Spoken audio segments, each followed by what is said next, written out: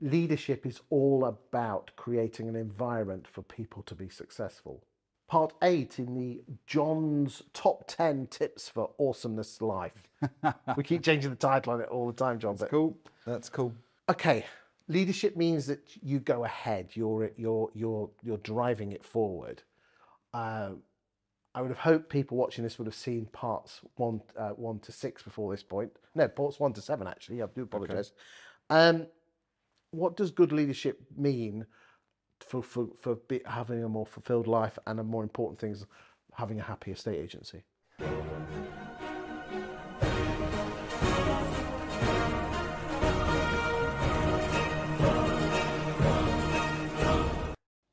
So my definition of leadership, which you've sort of used in the title, is this idea that the leader's job is to create the environment in which the team can be successful.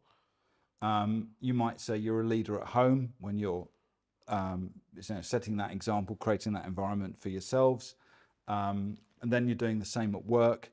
And the point is, if we're led by, back to the ego again, I'm trying to show everybody else how good I am, right?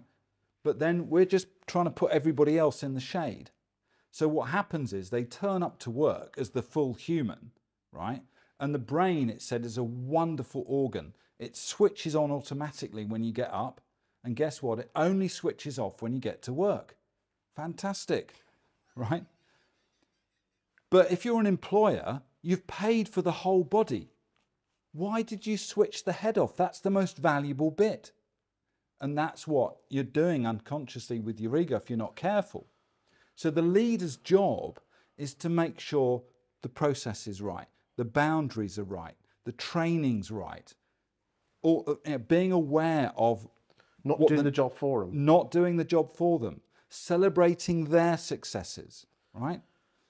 And because estate agents, most of them are one man, one woman bands, and they're the valuers. Yeah.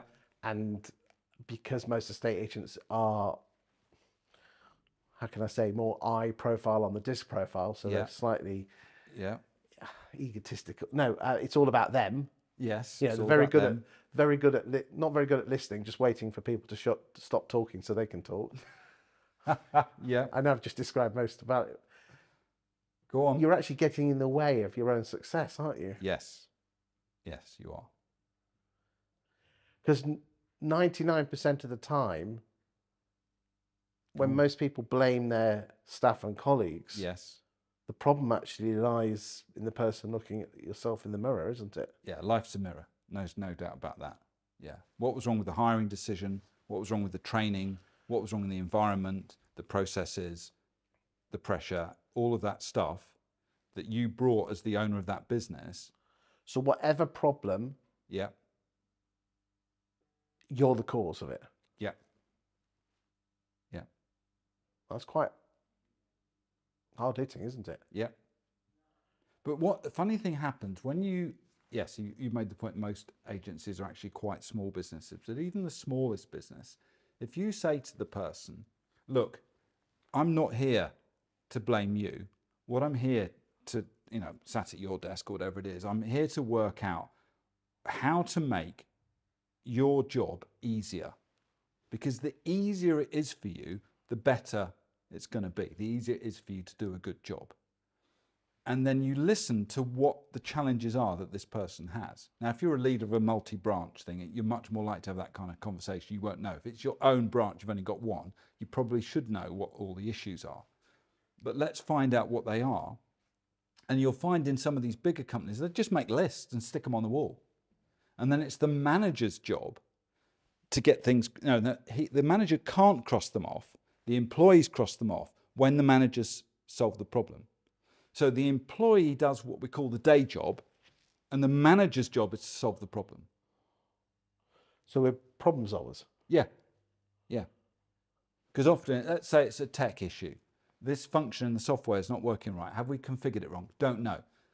I don't take someone off phone calls and get them to ring the software company. I'll ring the software company. I'll say, oh, my sales progression people got a problem with this, this, and this. Have we not understood what the system does, or have we set it up wrong, or is there some kind of bug? Can you help us out here?